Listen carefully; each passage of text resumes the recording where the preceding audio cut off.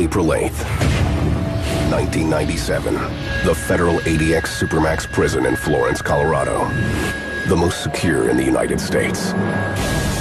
Without warning, 3 inmates jump a fourth, kicking the man and stabbing him with homemade knives. Prison justice is being carried out. The inmate being beaten has gotten himself on the wrong side of the Aryan Brotherhood, one of the most powerful and notorious gangs in the history of U.S. prisons. Their calling card is violence. Prison gangs are the top of the food chain. In the predator world, the criminal world, prison gangs make the rules. The Aryan Brotherhood is the Cadillac of white prison gangs. Its members live and die by a simple code: blood in, blood out. No one can put their hands on a brother or disrespect a brother. If they do, you kill them. In the brutal culture of prisons, violence is the norm.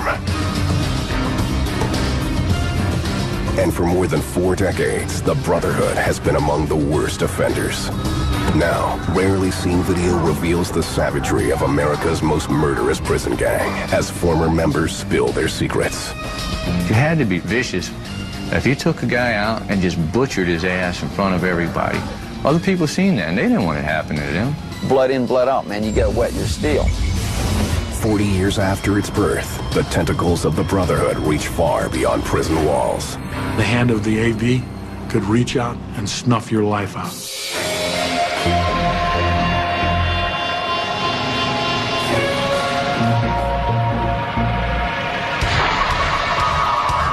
In prison, violence erupts without warning. It is part of daily life. Most men would have a thought in the back of their mind as to whether they could take it, whether they could survive. When you go into prison, everyone's checking you out. In prison, eye contact is for only 2 reasons. Either we're in love or we're gonna fight. Violence got the message across like nothing else could. You could talk till you were blue in the face, but the thing they did understand, particularly in a controlled environment where you can't get away, is violence. At the heart of this brutality are the gangs that dominate American prisons. One of the most infamous is the Aryan Brotherhood.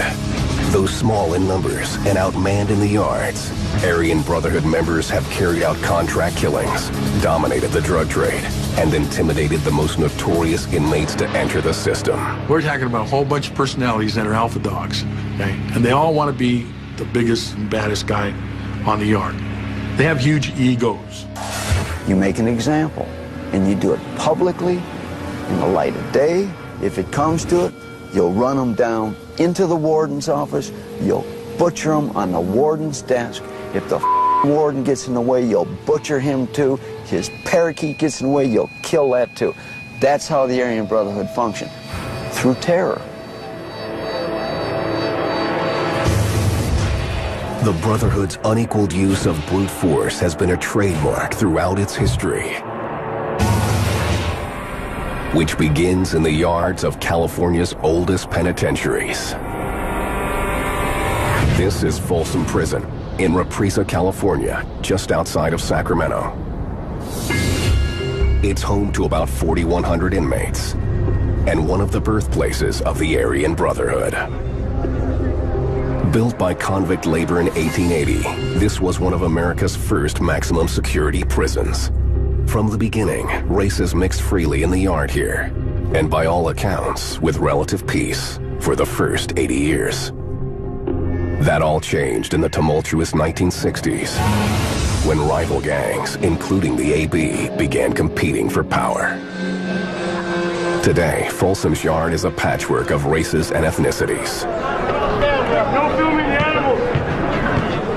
These guys like to segregate themselves on this yard by race. Off to my left, if you see the inmates over here, this is our white area. Over here, you'll have your skinheads. You'll have your peckerwoods, and you'll have just your white inmates. And then off to the right, you'll have your, a portion of the yard where the Southerners are, the Southern Mexicans from Southern California. The Serranos is what we call them. There are at least 8 different gangs represented on this yard today. tension is the norm. This friction laid the groundwork for the Aryan Brotherhood's rise to power. In the late 1960s and early 1970s, racial tensions were flaring up across the country. They would soon hit American penitentiaries. Behind prison walls, race riots took a particularly brutal turn. In this climate, groups like the Mexican Mafia, which modeled itself after the Italian Mafia, and the Black Guerrilla family, with ties to the Black Panthers, thrived. These gangs came together along color lines. And no one man can stand alone in the system. You got to side up with somebody. So usually side up by your race. And race is an especially strong thing in prison. If you want to hang out with a black guy, we're going to kill you. You're not going to hang out with those guys and work out with those guys, we're going to kill you. You know, everybody sticks to their own. By the late 1960s, white inmates were forming gangs of their own throughout the California prison system. Some, like the Nazi lowriders, were vocal white supremacists, proud to display the symbols of so-called white power and to show off their firepower. But the toughest of these gangs would come together in Folsom and San Quentin prisons. There, white inmates decided on the name the Aryan Brotherhood. The Aryan Brotherhood was one of the first gangs that had the blood in, blood out oath. That meant to get into the gang, to become a member, you had to shed somebody's blood. And there's no retirement plan. You just couldn't say, I want out, because they would kill you. Few details about their earliest days are known, but growing in the shadows of the penitentiaries, the Brotherhood soon establishes its violent reputation, launching vicious attacks against blacks and Hispanics, and leaving a bloody trail in their wake. And some of these pictures you'll see are, you know, people, the victims, and after the stabbings, after the fact, and everything, like throat slit here. They end up hitting the guy with a shank.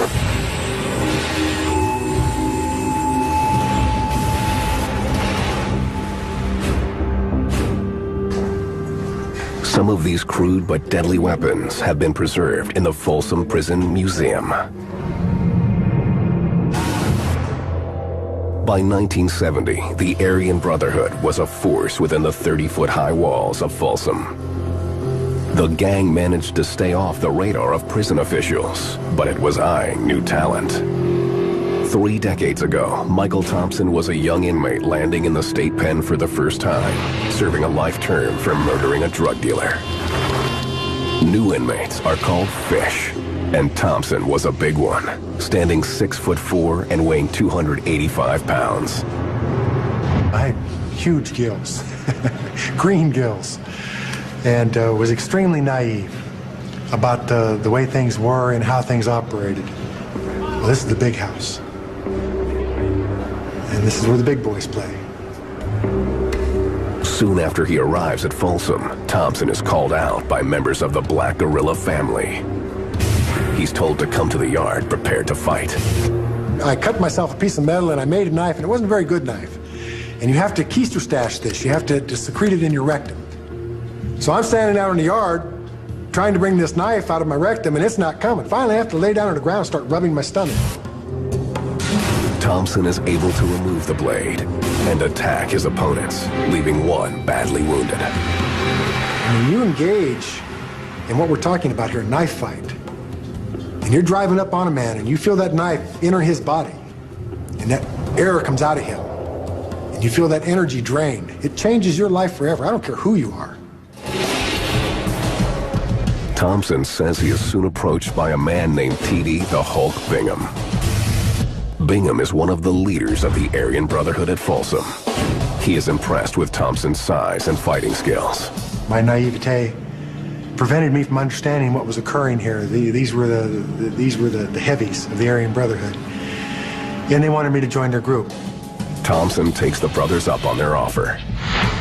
That means a crash course in the ways of the Brotherhood and its means of maintaining power. They called me Young Mike back then. And they look to build you up. They look to take and set you up like this and make you feel good, make you feel proud, and make you feel like you're a part of. And of course, all of us are looking for that, particularly in prison. The men of the Brotherhood are branded with tattoos like these, showing their loyalty to the gang. Nazi swastikas, SS lightning bolts, and Viking symbols. But the most powerful symbol of an Aryan brother was the shamrock, often drawn with the numbers 666 woven into it. The shamrock was used by St. Patrick in Ireland to teach the Druids the Trinity. The 666, of course, is the beast of Scripture. So the 666 within the shamrock was to represent an organization that was diametrically opposed to everything that St. Patrick taught by way of Catholicism or otherwise. The gang had other nicknames: AB, Alice Baker, The Tip, 1-2. But the most common was the brand, taken from Western novels by Louis L'Amour. A lot of them were fascinated by the outlaws that existed in the Wild West period. And those outlaws would fight for a brand, for the brand that their rancher had on the cattle. So their nickname, because they were this gunslinger attitude, was the brand. Thompson and the brand were only beginning their violent reign through America's toughest prisons. No one was safe, not inmates or even corrections officers. The brand attacked anyone who stood in their way. It was extreme, it was extraordinary. It was unlike anything that you saw anywhere else. When you killed a man, you cut his head off and kicked it down the walkway to instill fear in individuals.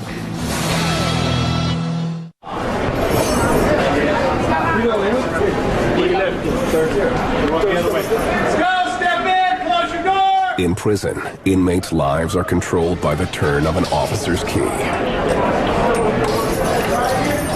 Precautions like handcuffs and waist chains are especially critical when gang members are involved. Gangs like the Aryan Brotherhood have made escape from restraints into an art form. Any convict worth his salt is going to have access to a handcuff key, anything that can open a set of handcuffs. An inmate showed me, an Aryan Brotherhood guy, that you could put it in your nose and sniff it up, and it goes into your nasal cavity. So guards can search you all they want and never find it. It's just something as simple as a comb. You got the ratchet on the cuff itself, and that's all you're simply doing is releasing the ratchet on the cuff. So you can do that. See the corner of the comb here? You got the cuffs on, and you just take and you slide that down in behind the ratchet, and it releases it. That's why guards are instructed to always double lock their cuffs. So cuffs aren't really a restraining device, they're just a temporary deterrent. They give you a few seconds to react to them coming out of those cuffs.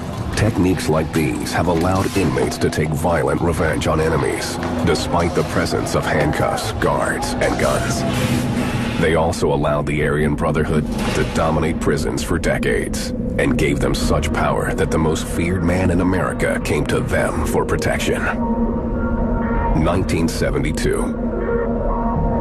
Charles Manson is transferred to Folsom Prison from San Quentin's death row after the California Supreme Court declares the death penalty unconstitutional. Are you sane? Yes. That's relative. Manson arrives afraid, fearing attacks by black inmates. He wants to join the AB for protection.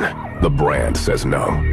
Despite their violent reputation, the Aryan Brotherhood does have a code of honor. The crime that Manson committed were offensive to the Aryan Brotherhood. Sharon Tate had a baby in her body. That is one of the rules. You don't kill children. You don't kill innocent people. Even with their contempt for his crimes, Michael Thompson and the brand look at Manson and see dollar signs. Thompson says they began using Manson's cult of women followers to smuggle in contraband. So you keep Charlie close and you keep him under your wing and you keep him protected because you have access to his girls who have access to the weapons and things that you want, including drugs. The Brotherhood's smuggling operation is almost derailed. Michael Thompson claims Folsom officials installed metal detectors, but he says he found a way to beat them using a special weave of electrical tape. So I had them wrap these weapons with this specific weave and secrete them in their vagina and come into Folsom and visit us and give them to us in the visiting room. And then we would keister stash them and erect them and take them back in. Pretty soon we were fighting with buck knives as opposed to old scrap iron off the bunk. By the mid-1970s, the brand began extending its reach out of the California prison system and into the federal system. Some of them deliberately committed federal crimes, and then they did that on purpose to continue their recruiting in the federal system. The most popular was bank robbery. Inmates carry the brand to hardcore pens like Leavenworth in Kansas and the nation's highest security federal penitentiary in Marion, Illinois. A bank robber by the name of John Greshner was sent there in 1976. Born in Minnesota, he has spent most of his life in juvenile halls and prisons, including a 20-year sentence for armed robbery. I'm an outlaw, man. I'm involved in criminal activity. That's what I do. My forte is armed takeover robberies. I mean, that's my bread and butter. But I do a lot of things. I sell dope, I run guns, I do whatever. Wherever there's money, that's what I would do. Soon, Greshner is introduced to brand members streaming into the system. He is wooed by Barry the Baron Mills, a commissioner and one of the highest-ranking members with the federal section of the AB. The commission is a new development for the Brotherhood, which had once been run as a collective. It was cumbersome. Everyone had an equal vote, and soon members of the Aryan Brotherhood leadership realized that they had to streamline this. The brand develops a hierarchy. Barry Mills and T.D. Bingham will command the newly formed federal faction of the brand. A four-man commission, including Michael Thompson, heads the California state leadership. At Marion, Mills begins schooling Greshner in the ways of the brand, beginning with a simple rule. The Aryan Brotherhood comes first, above all things, above even your own life, above your family, your loved ones, country, God, anything. The Aryan Brotherhood comes first. Greshner is introduced to other gang members while at Marion, one of whom is terrible Tommy Silverstein. Silverstein will soon show just how powerful the Aryan Brotherhood has become. They can do what once seemed impossible. Kill a corrections officer in prison despite being handcuffed. Tommy was having a beef with the CO Klutz, Merle Klutz. They just got into this personal trip. And I knew Klutz for like 9-10 years before. I used to work for him on the Unicorp here. Klutz was okay. But him and Tommy got into this personal thing. Tommy started talking about killing him. A talented artist, Silverstein is upset that Officer Klutz had taken away his drawing pencils. He begins plotting his revenge.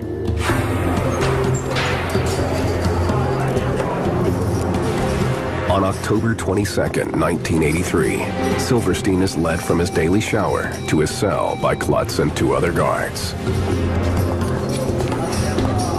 As they walk, Silverstein leans against a cell, and another inmate uses a homemade key to unlock his cuffs. In seconds, Silverstein's hands are free. He pulls a 10-inch blade from the waistband of his accomplice and turns on Officer Klutz.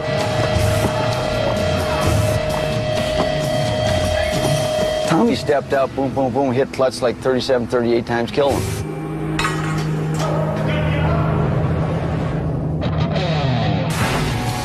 A few hours later, in another part of the prison, AB member Clayton Fountain pulls the same move,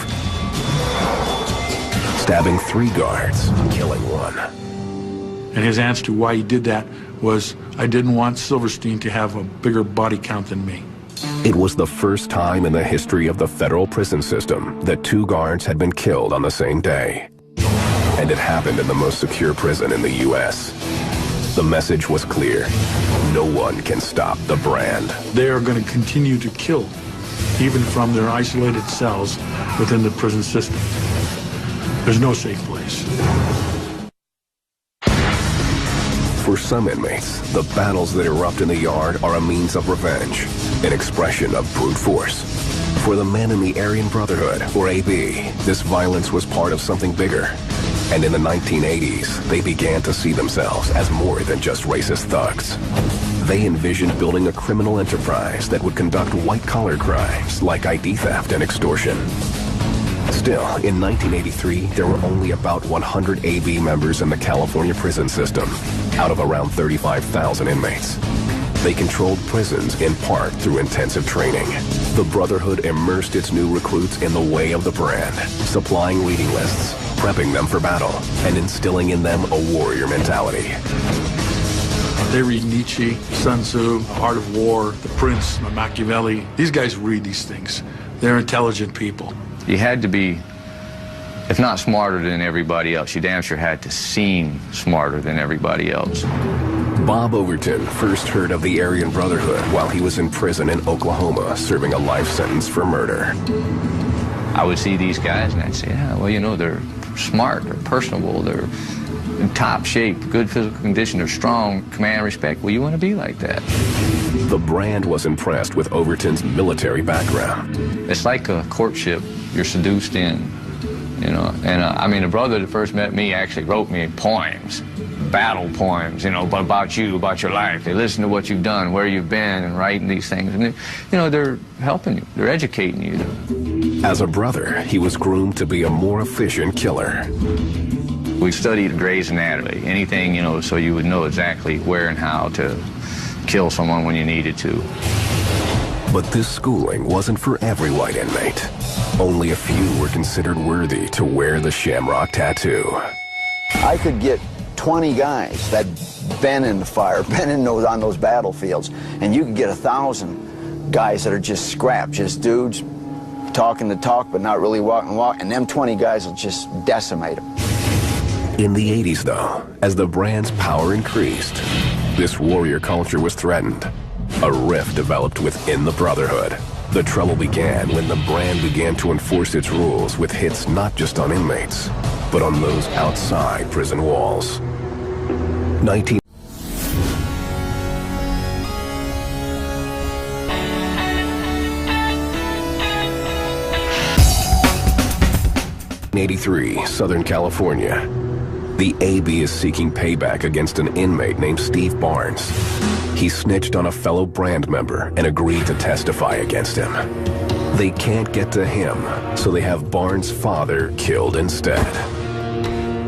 That sent a message that, you know, if you don't toe the line for us, if we can't get you, we'll get your family. Their policy prior to this had been, it was okay to kill another convict. It's not okay to kill somebody's children or parents. So a split occurred. Richard Valdemar, working with the LA County Sheriff's Department, hears of this split and sees an opportunity. Over the next 10 years, Valdemar and other law enforcement officials approach several Brand members. Some of them agree to talk. They would have came after my mother, my grandmother, those people that I cared about. And so here I am.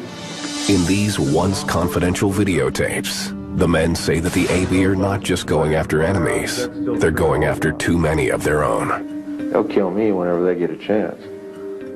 The leader who is most upset with the shift in philosophy is Brand Commissioner Michael Thompson. It may sound a little bizarre to say that, you know, there are values and ethics associated with even a criminal enterprise. Thompson is still troubled by the decision to murder Steve Barnes' father, a civilian. When that first came up, it was, let's kill his child, let's kill his wife, let's kill his mother and his father. So, whoa, whoa, whoa, do you hear yourselves? This is what being a warrior is about to you? So I said, I'm gonna step away.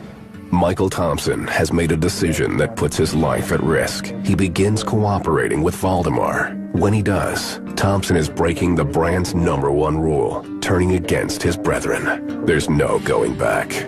As seen in these tapes, Thompson spills the secrets of the Brotherhood's inner workings. You had either just the Shamrock, just the AD, and oftentimes you'll see all this, or part of it, camouflaged into other tattoos.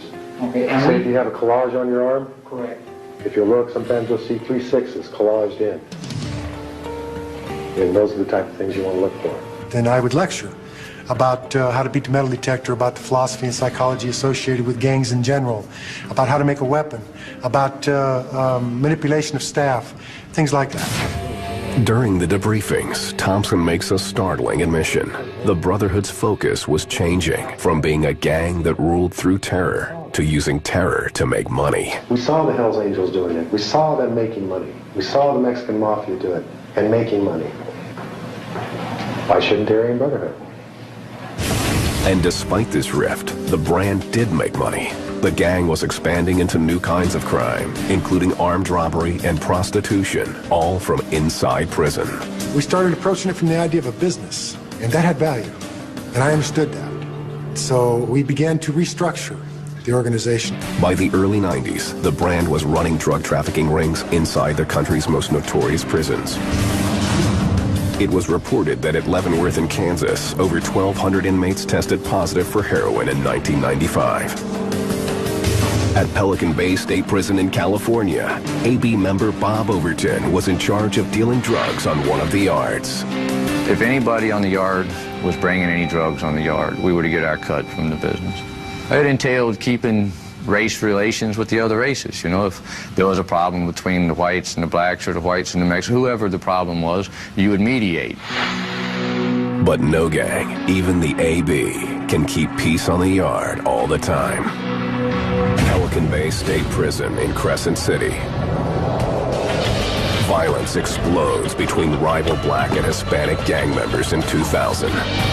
Guards set off tear gas and fire rubber bullets in hopes of bringing order. But the 200-man riot erupts for nearly 30 minutes.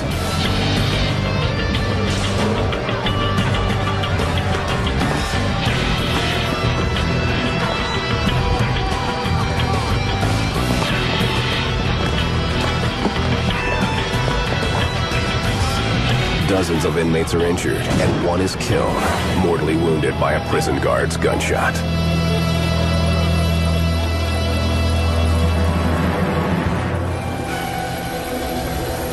Afterward, officers collect more than 50 inmate-made weapons from the scene. It was one of the most violent riots ever to erupt at Pelican Bay.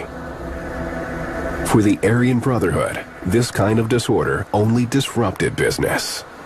We weren't looking to have wars out there because that would take the program from us. It would slow any business down that was coming in. Getting drugs into a maximum security prison is no small task, so the Brotherhood used every possible means at its disposal. Oh, drugs come in a lot of ways. Drugs come in through visiting rooms, drugs come in through cops, and it's lucrative. It's a lucrative market. Often, the Brotherhood relied on third parties who weren't known gang members so they could receive drugs more easily. What I do is I use cutouts. And what happens is packages are sent to their visitors, they bring it in, give it to somebody else, they get it to me, they get their cut. And then I don't even deal it either. I mean, I don't get involved in distributing, sales, or anything. I get it to somebody else, they chop it up, paper up, all that. They get so much. For every so many they sell, they get so much of the proceeds and all that. And everybody else handles it. Narcotics helped fund the criminal enterprise, as did their protection racket. And the brand would watch over one of America's most notorious crime bosses. Little did he know that he was being set up for a high-priced shakedown.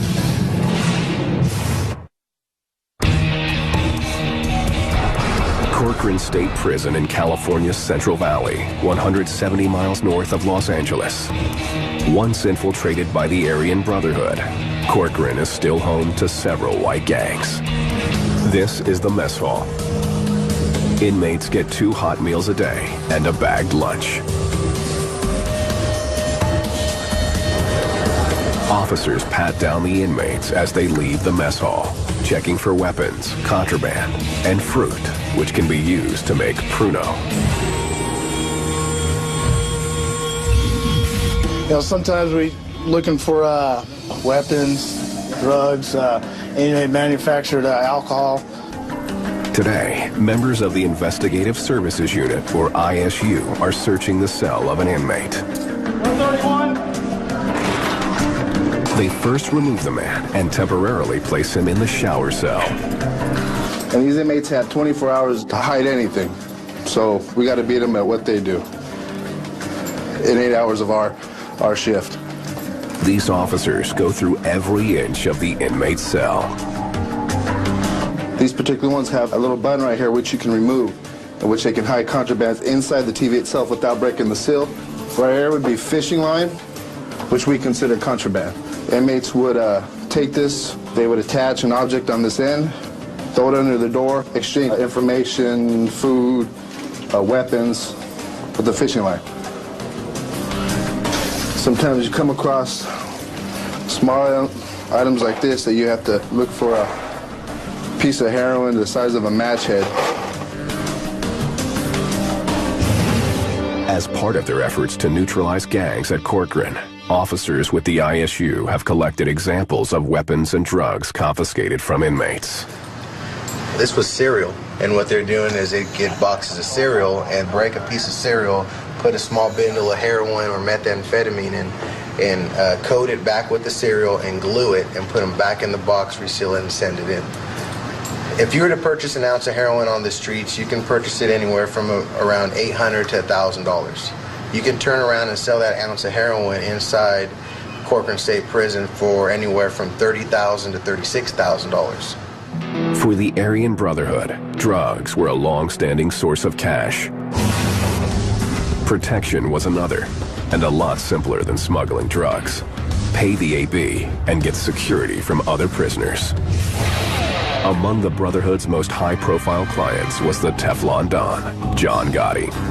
In 1996, Gotti was serving a life sentence without parole at the federal penitentiary at Marion when he was approached by the Brotherhood. John wasn't no punk. John was standing on his own feet. You gotta remember something. John came up in the streets, but John was alone. Now, John left his world, now he's in our world. And this is our world. Make no mistake about that. We run this world.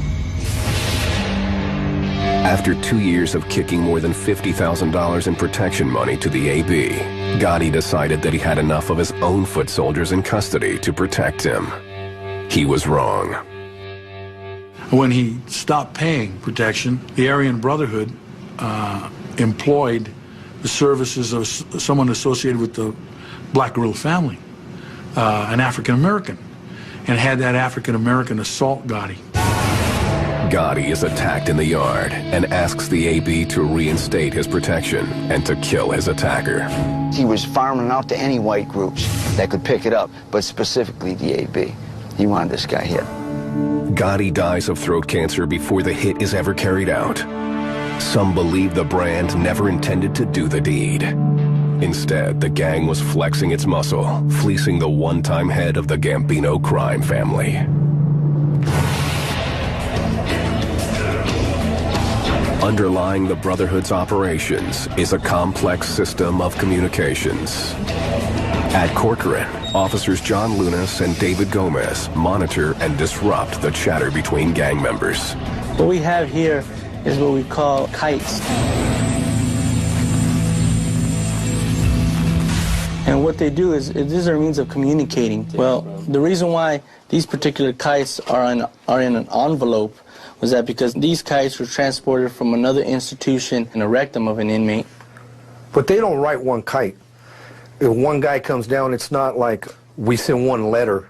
They'll send 4 or 5 or 6 different of the same notes. That way, if we catch one, the chances are out of one of those 5 or 6, one's going to get to the guy. Another means of communication dates back decades. So I'd get on the phone, talk to him through the toilet. You pump the water out of the toilets, and you talk through the pipes. It's just as good as Ma Bell. I mean, so we get party lines and everything going. It's all cool, right? They also send messages written with invisible ink.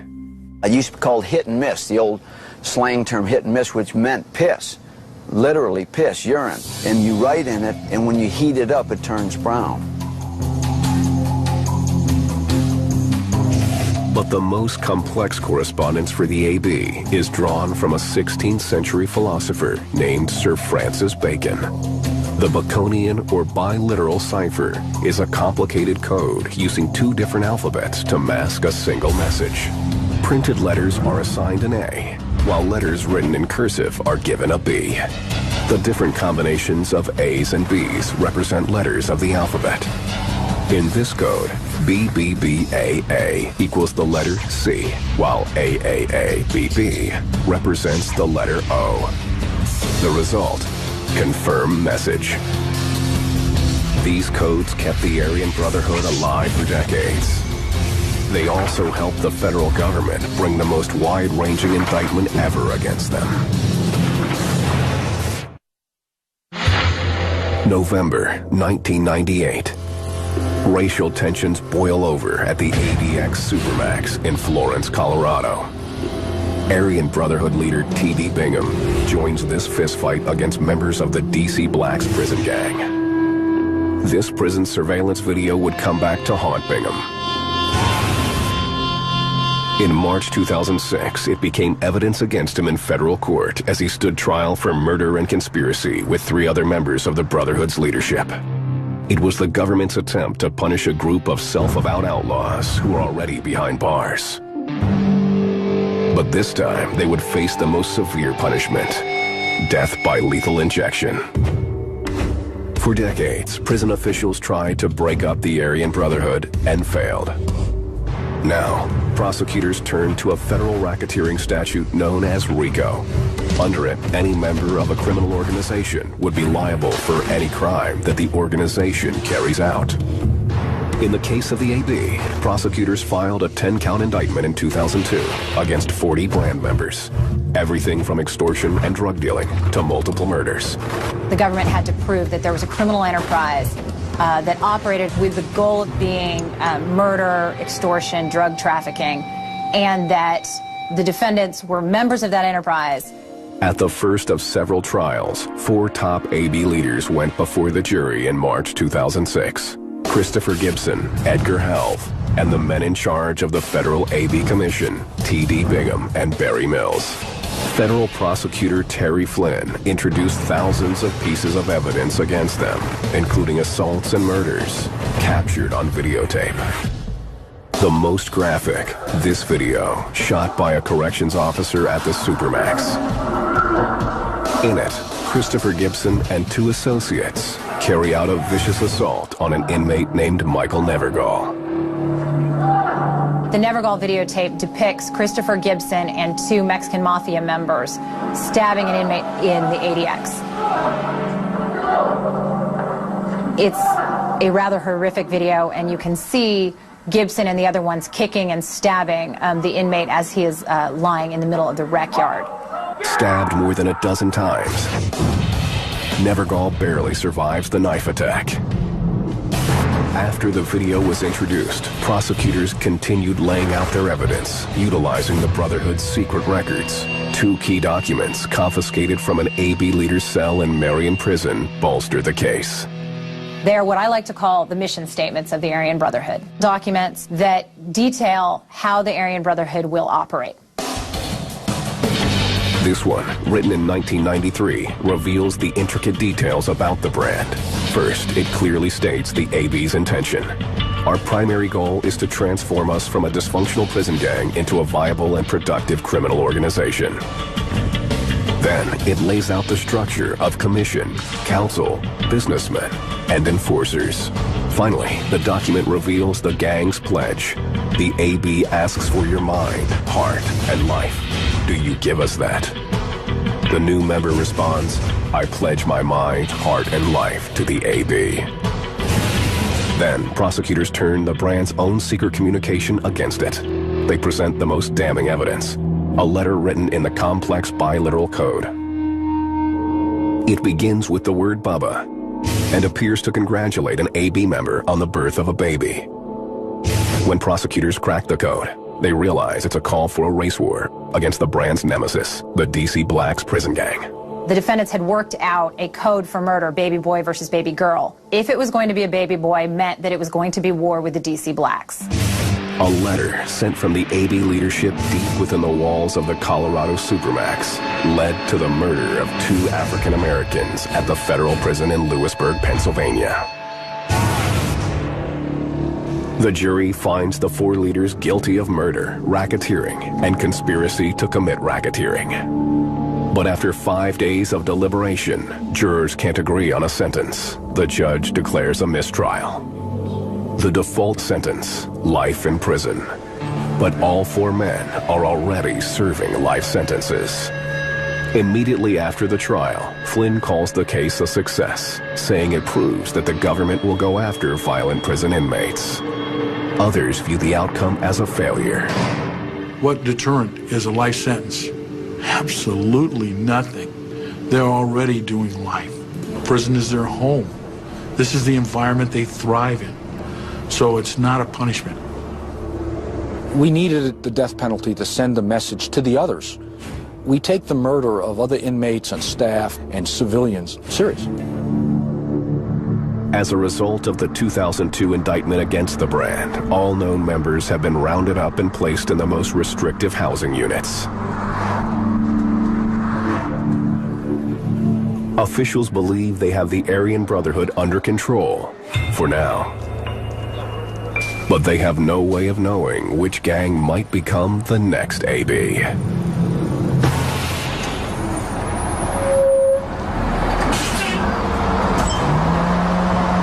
Today, a bus full of inmates pulls up at Corcoran State Prison, one of California's most secure penitentiaries. These men are the newest arrivals. They're about to experience how the state is working to control prison gangs.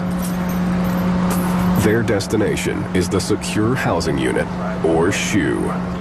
Yeah, it's for the bad guys, meaning that they got in trouble somewhere along the line inside of the prison. So now we need to further secure them even more.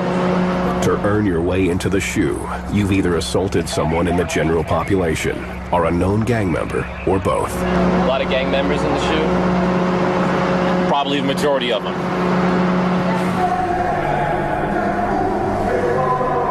This is a rare glimpse inside the SHU.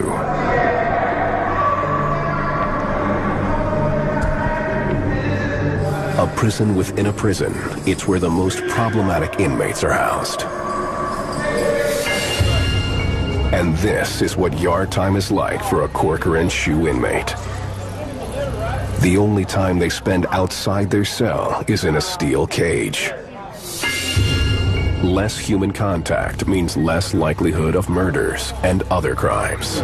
You're looking at it, you know what I mean? We get about 3 hours out here every other day.